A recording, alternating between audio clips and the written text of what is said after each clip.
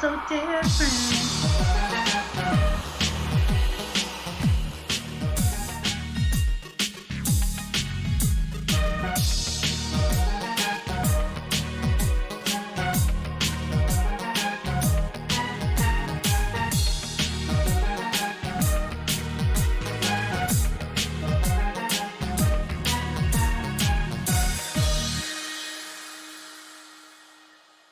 Good morning, good morning, good morning, my We Are Not So Different family. Thank you so much for choosing to tune into another episode. This morning's guest, we have Antonio Grate. Good morning, Antonio. Good morning, Andrew. How are you? I'm great. Great. Thank you so much for asking. I am super excited about this conversation for more reasons than one. So let's just jump right in. So, ground Let's rule. go. Y'all know the drill. Find your favorite spot on the couch and get your favorite drink, whether that's Kool-Aid or Cavassier, and get ready to tune into this conversation. I'm gonna give y'all a little bit of background about Mr. Antonio, and I think y'all will see why I'm so excited about this conversation as you listen to some credentials. Antonio Grate is a dynamic speaker, author, educator, minister, husband, and father of four. He currently sits on the board of Shoals CASA. Now, CASA is a court-appointed special advocate. It's a nonprofit organization that works with volunteer advocates for children who've experienced abuse or neglect. The mission of this organization is dear to his heart because of his own personal experiences growing up in one of the most dangerous neighborhoods in Chicago. His mother's addiction to drugs, living in foster care, and other struggles and obstacles as well. Through his own personal and dynamic story, he shares strategies that will help at-risk youth, students, and adults likely to win inwardly first and then outwardly. His willingness and strong desire to pour into the lives of those who are in youth detention centers, alternative schools, the foster care system, church youth programs, and general school populations stems from his passion to serve this generation and the next with the sole mission to equip them with the tools needed to face and overcome the current obstacles while becoming the best version of themselves. That sounds like the greatest mission statement, but like not for a business, but for a personal mission statement. And even with the words that you use, like you can tell that like this is your life's work. You know what I'm saying? And that's why I'm so excited. Anytime someone who is passionate about helping, some of the words you use, pouring into the lives of others, man, sign me up. I want to hear all about it. Let's go. Absolutely. Ladies and gentlemen, Antonio Grate. So absolutely. Antonio, every guest gets the same two questions. You are no different, my love. Okay. Question number one, if you had the opportunity to speak to an audience of your choosing, who would said audience be and what would you tell them? That audience would be those who I consider underdogs. That audience would be those who have been considered counted out. You know, those would be the individuals who people thought that they wouldn't be anyone, that they thought they wouldn't be successful. So they just looked at them to be less than. That would be my audience. And what I would say to them is that in time reveals all truths, right? And I believe that if you can give any individual, not just time, but if you could put an individual in the right environment, if they could just get in the right environment, around the right people, around the right information, around the right people, not just the right people, but the right people with the right heart, the right people with the right motivations and intentions for that individual, I believe that every individual, because they have a seed of greatness in them, that in time they will begin to flourish and reveal who they've been ultimately be created to be. I love that. I have a soft spot for the underdog too. And I don't usually use that wording. I use like, give me the rejected, give me the ones that's last to get picked for the team, right? Yeah. I have a soft spot for them. I just want to love on them. And you're absolutely 100% right. Key people, and I recognize key people in my life that God had to put there, even when I was very little. So one thing we had in common, we grew up, you know, in rough neighborhoods. I grew up poor. I don't know if that was your testimony. So there was this one lady, I remember she brought me my first pair of name brand shoes because we were buddies. I'm talking about Pro Wings, Oh MJ yeah. 900s, you know what I'm saying? Oh yeah. Remember, she got me my first pair of name brand shoe. They were Avia, Avias, Yeah, Avis, yeah, that's it. and they were white and ABIA. like yes, and Hmm. sea green foam. And then I thought I was like the poo, you know what I'm saying? But it took me like, okay, so there's more, there's better. And I remember another lady came and gave me like my first pedicure. People will introduce you to stuff. So, you know, first of all, there are kind hearted people out there that don't have ulterior motives, but also will like pour into you and introduce you to more and that there's better. So, man, you are Without speaking my that, language. that's so perfect. It's crazy because you took me back when you started naming them shoes. You know what I'm saying? Yes. You took me back. Oh man, that's crazy. But the thing you said that was so key was it's a word that came to my mind, and you said it, but you just didn't use this word. It's called exposure. I Yes. believe exposure is one of the greatest tools that can ultimately change an individual's paradigm, right? And the reason why I said that is because I never forget I was going to see my cousin, and the reason why I was going to see my cousin is because it was her birthday and she had a swimming party. Okay. Now, I'm young, 7 years old, 8 years old with the oldest, and I've never been to a swimming party before. So nevertheless, my cousin parents come pick me up in their car and we began to head to her side of town or to her home. And what was interesting is I sat in the back seat of this spacious vehicle, I began to just look out the window. And as I was looking out the window, I began to notice that the scenery began to change as we began to exit my neighborhood. And one thing that stood out to me that was absolutely mind blowing and that was a game changer for me is that as I sat in the back seat of that vehicle and looked out the window, I noticed something. And what I noticed was the fact that the grass that was in front of these homes looked a whole lot different than the grass that I was used to. The grass that I was used to seeing was never like flush. It was never a lawn full of grass. It seemed like it always had patches and it always had some type of litter, bottles, paper, drug bags, all different type of things. Just always seemed to be in the front lawn of the houses that I was used to seeing. But these lawns was completely different. I mean, it's like they was pedicure, manicure, whatever word you want Yes. to use. I mean, these things was green. They looked very soft. And it was like, it wasn't just one home. It was home after home. And it did something to me. It literally blew my mind. And I'm sharing this story because you used the word. You said it let me know that it was more than I was used to. It was more than I was accustomed to. It was more than what I was known to see each and every day. And that literally changed my mind. That exposure literally blew my mind. Like I was going to have a fun time at the swimming party, but I had a great time before that. Like that experience, that ride to leave my neighborhood to go to another neighborhood literally changed my whole paradigm. Game Wow. changer for me. I love it. And you know, some people can't relate, but for those of us that can, yes, something as simple as grass has the ability to change and shift your perception. You know what I'm saying? So heck yeah, I can see how that was, man. Yeah. Okay. Yeah. I digress. Question number two. If you had the opportunity to speak to a younger version of yourself, like say 4 or 5 year old little Antonio, so right before the pool party, what do you think that he would need to hear I think that what what I would need to hear when you say hear from somebody else or from myself, from yourself? uh, man, that's a great question. And the thing about it is, I don't think I would say anything different than what I end up saying because of how I grew up. I spent a lot of time talking to myself. I spent a lot of time in my own space thinking and analyzing and conversating with myself because of the environment that I was in. And I really wouldn't change anything. And the thing that I would say, or the things that I was at that particular point in time saying to myself was, you know, take it one day at a time. Like it was like take one day at a time and try not to worry about tomorrow or what the future holds.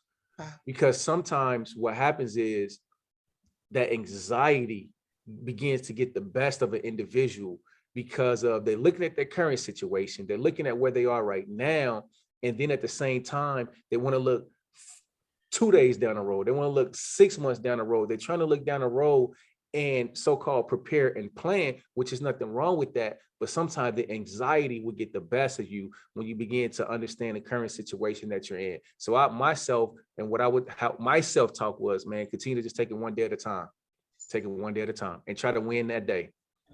I have so many questions. I'm gonna try my best to like focus, but like for a 5 or 6 year old or however what the age you were talking to yourself at that age, to have that kind of mentality, that is not I hesitate to use the word normal because I don't want to give it a negative connotation. So I'll say you are wise beyond your years. If you're at age 5 talking about, okay, Antonio, one day at a time, don't focus on, you know what I'm saying, all the things that I see around me, just get win today, man, yo. Yeah.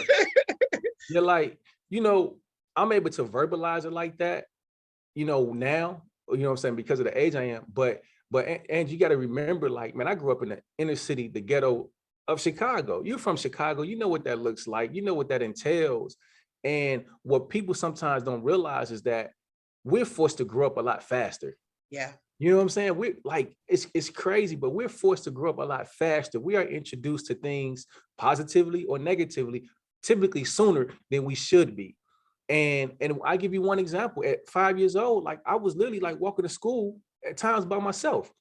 You know what I'm saying? Just if I had my friends different around the same time, different kids going to the same school, mom is in the house and she say, go with your buddy or whoever, maybe their parent is there or something like that, and go to school. Yeah. Like it's examples like that cause you to speed up the development process. Yeah. Wow. You're 100% right. Like I remember walking to school like at a young age. I had brothers though, so I'm not gonna stunt. Like, and my brothers, they looked out. So it's like, Yeah. but like, think about it now. Ain't no way, and you know where somebody's letting a 5-year-old kid walk off to school by themselves. Yeah. Like, it's just Right. not that type of party. Okay. So the power of one. I kind of want to read the little excerpt, a little description, just so the people, okay, I'm going to do it.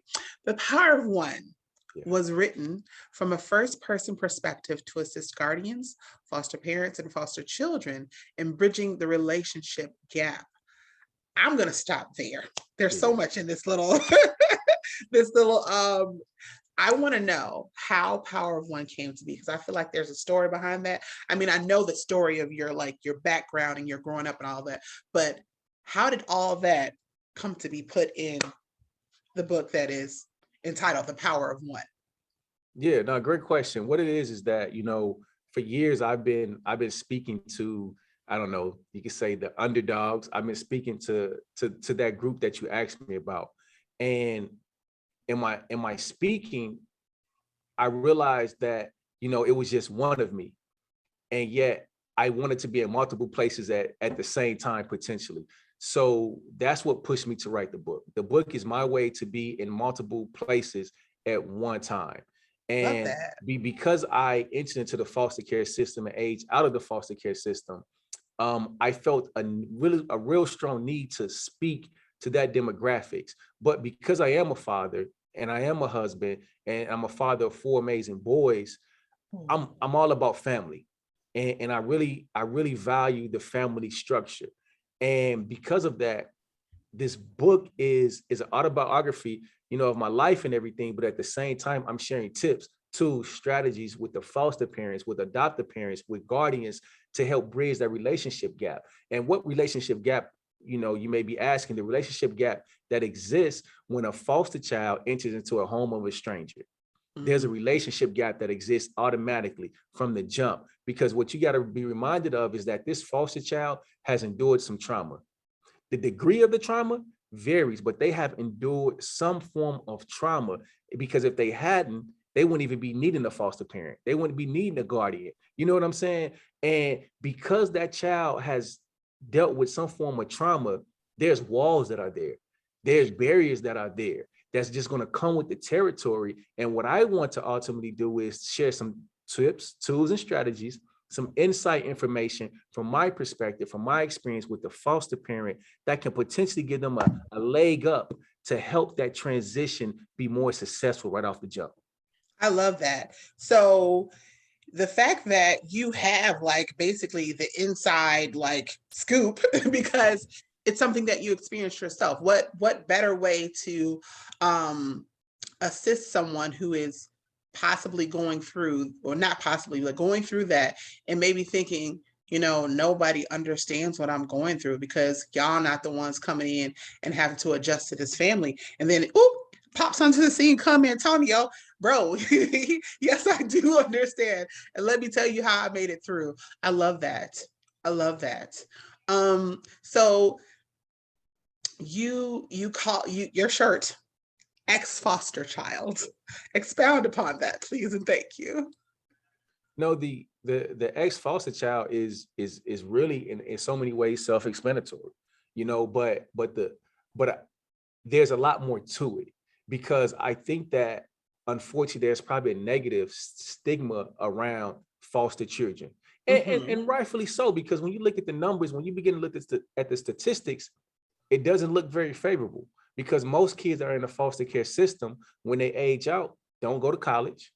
Most aren't assets to society. They end up in jail and various things of that nature. And overall, it appears that they don't live productive and successful lives. But yet I represent this shirt as a symbol, as a symbol of saying someone who defied the odds, as a symbol of saying someone that was in a position that people thought or feel like I wouldn't be or shouldn't be successful. But I stand here today to say, listen, that's not my truth. It didn't work out that way for me. And because it didn't work out that way for me, I'm going back to the same individuals that are in similar situations that I was in with, and I'm extending my hand of help. I'm extending my hand of servitude. I'm extending my hand of liberation through my voice and giving them hope to say, listen, I've been there before. I understand. I feel you. But guess what? Because I've been through it and I made it through it, you can do the same too. Yes, I love it. So um it's not just like mouth, like you're not just talking to talk, like you're walking the walk. So they get to see what my potential has just been exponentially increased because I see someone who was just like me, coming from a hood just like me, maybe even coming from a family in a situation just like me, but he looked like he doing all right. So once again, then you get to expose them. I love the word you used. You get to expose them to something more. And it also, I think it does something to their psyche as well, because if you are used to, like you were talking about environments earlier, right? If you're used to someone saying you ain't gonna be nothing, you ain't nothing, your mama wasn't nothing, your daddy wasn't nothing, after a certain period of time, parts of you are going to believe it. You don't want to believe it, but parts of you are going to believe it. So then you need someone who's going to be able to speak love, speak light, and then not just speak, but like walk and show you like, hey, this is what I did, or this is maybe I can help you in this way, or let's just talk. Maybe I just want to hang out with you. And then next thing you know, you being loved on, and maybe for the first time in your very life, encountering like legitimate love and No, kindness. that's beautiful. That's beautiful. And that's my mission. And let me tell you, it's like this.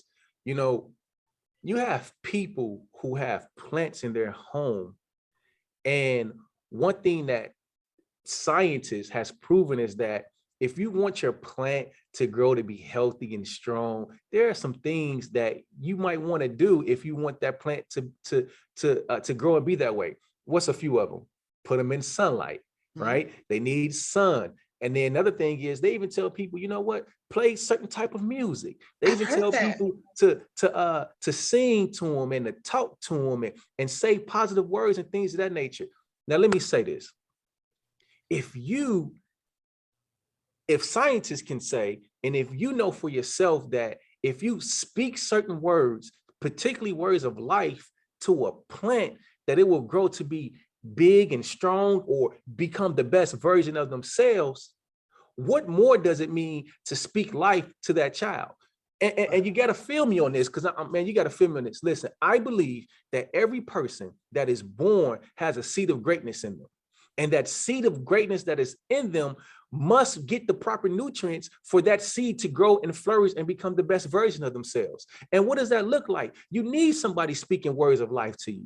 You need to be in the right environment that has the right nutrients for that seed to grow and develop. You need love. You need compassion. You need grace. You need mercy. You need help. You need exposure. You need all of these wonderful ingredients so that that seed can get the nutrients that it needs to grow and develop. And unfortunately, we have a lot of youth that are in the foster care system that are not in the best environment. Yeah. But that's where I come in. I come in as a living witness to say, I know what it looks like. I know what it feels like. But I'm going to use this opportunity to begin to speak, to begin to water, to begin to provide some sunlight for that seed that I know that is deep within you that you don't even realize is there yourself. But I know, and I want to speak to that thing because I believe in time that thing will grow and flourish to be something amazing, to be something great. Now listen, babies, look, I don't know. I felt that. He said he needed y'all to feel. I felt it. I feel like we need to pass the offering plate because Minister Antonio is up in here preaching. Let's go. Let's go. I love it. So the CASA. First of all, I love everything that it is about. And the fact that I just learned about this year, I learned what a CASA was. It blows my mind. But people are really looking for a way to make a difference. And this is certainly one way to do it. So how did you get involved? And then I guess, how can others like do the same? Yeah. Oh no, that's a great question. And CASA is a wow, it's amazing. You know, if you don't have a CASA organization in your city, in your town, you need one. I got involved because, you know, I began to it was a very unique situation. I was at a community event and I happened to be sitting at the table with the director of CASA. And through conversation, she began to hear a little bit of my story. And she invited me to be a part of the board of CASA. And once I found out and understood what their mission was, absolutely no brainer.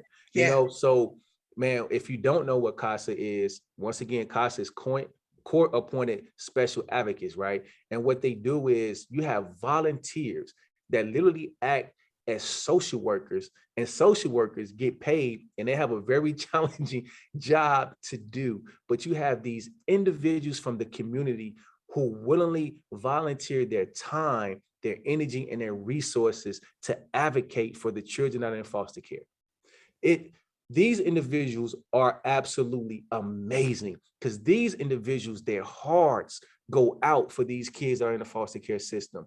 And I mean, if you could just begin to understand the requirement that is the things that are required for these volunteers, it's at times it may even seem overwhelming, but it's absolutely necessary because as we know, you know, sometimes systems are flawed, but it's not so much about the system being flawed. It's more about someone really just being there every step of the way with that child and advocating for them to potentially put them in the best situation possible.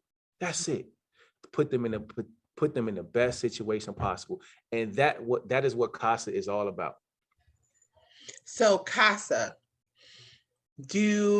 and I'm asking these questions for my listeners. So they're volunteers. So degrees are not needed.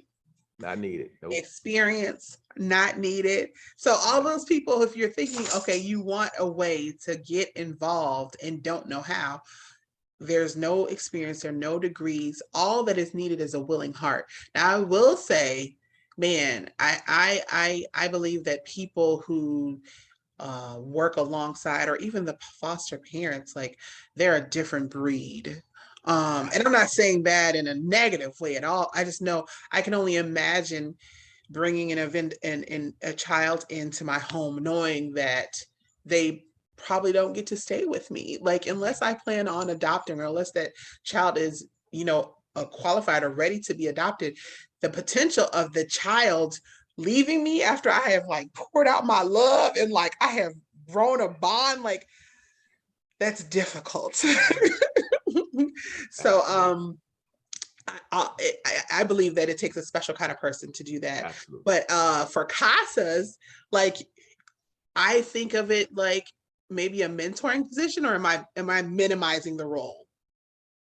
Uh, to some extent, you know, mentoring may come into play, but really, it's about, because when you just kind of, when you can begin to kind of understand the system of foster care, when you begin to understand that there are check-ins, you know, with the home and with the process, or with the progress of the child. There are check-ins, you have to go to court cases with the judge and things of that nature. This CASA is right there every step of the way.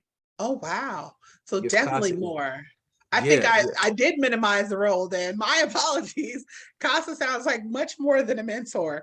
Advocate is absolutely. the word that you used earlier. I guess I should Advocate. have stayed in that lane. Okay. Okay. So they're hands-on, court appearances, you name it, whatever. Okay. All right. Exactly.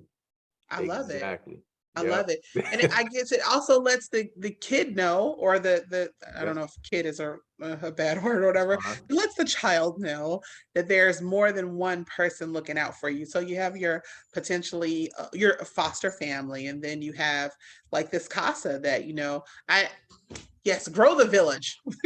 I'm all about growing the Yeah. village. So I wonder, have you ever considered, because like you're literally the embodiment of be the change that you want to see, right? Mhm. So my question is, have you ever taken the time to consider like the impact that you're making? um You know, I still use, this is the process that I still use one day at a time. Um, I I feel like I'm just getting started. I feel like there's a lot more work to do, you know, because the harvest is plenty, but the laborers are few, right? yes sir, So there's a yes there's sir. a lot of there's a lot of work to do. But for me, my mindset is really to take it one day at a time. And and of course, I would love to have more opportunities to be on more platforms that will give me the position and opportunity to speak to those in the foster care system. And I believe in time, you know, that will happen. But at the same time, I just want to focus on what's right in front of me today, and, Yes sir. and put my energy and time into that. And when I say that, periodically I do get feedback. Periodically I do get testimonials. And those testimonials are very humbling, but it's a reminder that I am doing something right. It's a reminder that I am doing something good. It's a reminder that I am actually helping individuals. And it's those testimonials oftentimes that keep giving me that push that I need to continue to move forward. So I do understand that there is a difference being made, but I also understand that there's a lot more work to be done.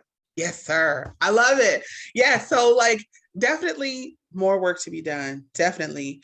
I just think about like for even for yourself, like if you can think of like boop one person who made an impact on your life, and I'm sure you can think of many, but that one thing or one person, they impacted your life, then I'm sure now it has impacted your wife's life, now have impacted your children's life, and your children will go on to do things. So it's like the whole ripple effect. Like, Absolutely. so there's so much. So I just want to make sure that, and that's why I said I want you to take some time and really think about it. And if you have not prayed about it, pray about it, because while yes, there is much work to be done, it's okay to celebrate. And I'm not saying you haven't. It's okay to celebrate the successes and recognize even from whence you have came, right? Like I'm sure you've come farther than your oppositions. I Absolutely. won't say that Hobbs said that you would. And when I think about it, it always blows my mind how God can take something seemingly so small and Mhm. turn it into something so huge. He uses the foolish things to confound the wise, right? And you keep talking about this seed, and they have this potential for greatness, and it's like it's so true. I don't know. Okay, so I was about to go off on a tangent, but yes, I pray that every resource in heaven is available to you, because there's no way that you can have a heart, a genuine like desire to help prosper others, and God not touch it. I believe that he gave this desire to you, and I believe if he gave it to you, that he gonna foot the bill. He said he'll supply every need according to his riches and glory by Christ. I pray that that be your testimony going forward, that okay, I sought out to do this, I turned this plan over to God, and as a direct result, he blew it up. You said you are looking for other platforms so that you can share your story. Please let me know how We Are Not So Different can be of assistance, because I would very much like to assist you in any way, shape, or form. We have connections. God has given us divine connections, right? So let's get this party started, or it's already started. Let's continue it, right? Hey, But yes, hey, listen. I appreciate it. You over here just prayed all type of stuff for me. You know what I'm saying? I receive all the goodness. yes, Um, yes, for real, man. And that's that's really part of it. Just speaking life. And really just trying to see the good over the bad in every individual. And you're from Chicago, man.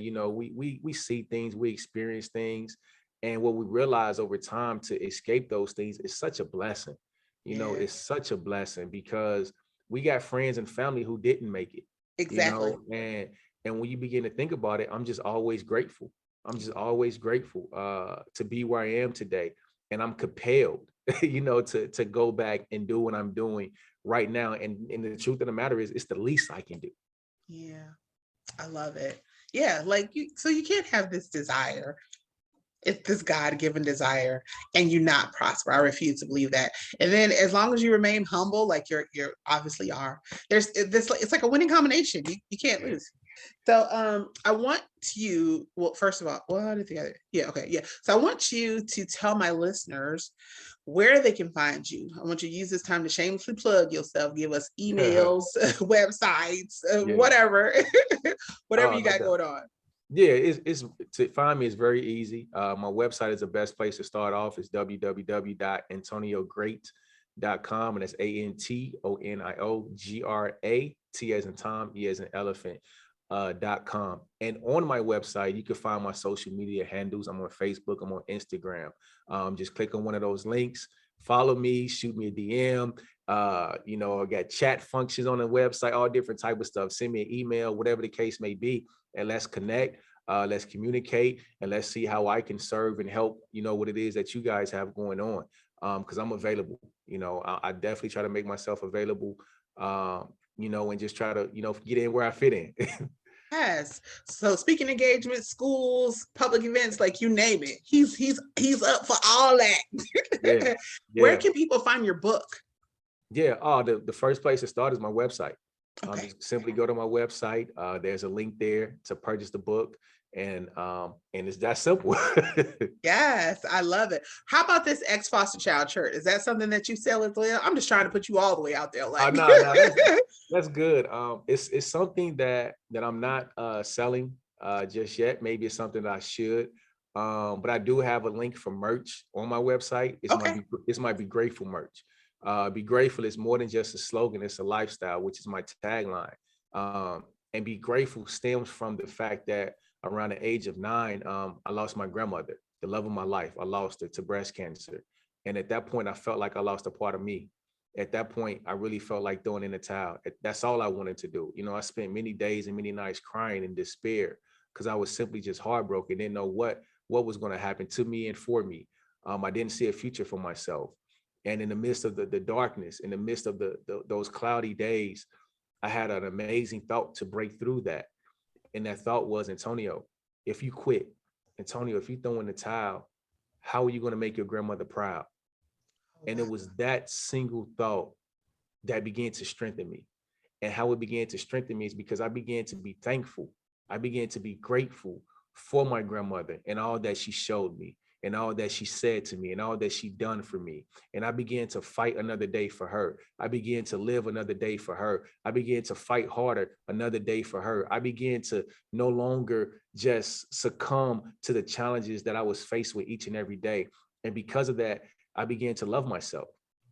Because sometimes, man, we just go through life and life hands us a tough hand, and we begin to just feel less than. We begin to feel not worthy. We begin to feel not valuable. And I began to love myself. I began to realize that I am valuable. I began to realize I am worth it.